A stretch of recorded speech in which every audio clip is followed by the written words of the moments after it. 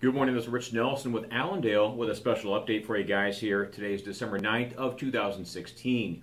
USDA's monthly supply demand report for the month of December was released this morning, and as usual for these December reports, this one did not hold a lot of brand new changes or earth-shaking market-moving news. As far as the U.S. side on corn, actually no numbers were changed at all. Now normally they don't get too active at all on production, so that was not a surprise. Interesting for this one, USDA did not make any changes for U.S. demand or ending stocks. Still left at 2.403 billion bushels in this case. But they did make some changes as far as the world side for corn. Looks like numbers on Brazil. Actually, the Brazilian corn crop was raised from 83.5 to 86.5. So a 3 million ton increase as far as Brazilian corn production. And also they made a resulting change on exports as well, up about 2.5. Also changes were made for China's corn crop from 216 to now 219.5 million tons. That was not too much of a surprise. The Chinese government had made some revisions this week as well.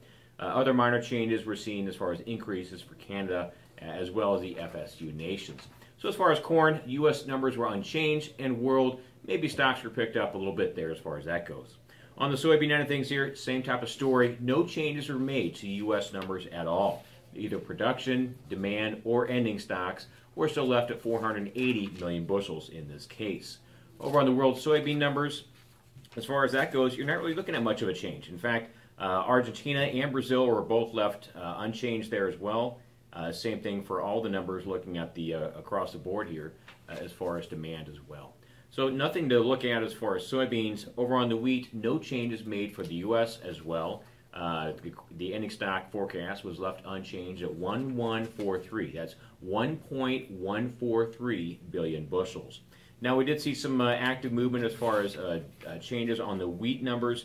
Looks like Canada was increased by about 5.3 million tons.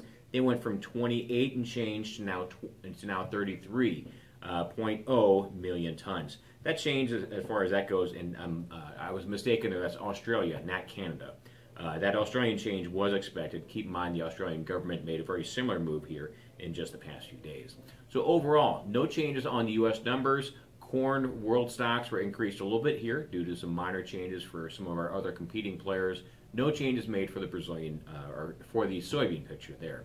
We can expect this market to look more at the export picture in the coming days, as well as any changes regarding the Argentine forecast for the next piece of market-moving news. If you have any questions about this report, give Allendale a call, 1-800-262-7538.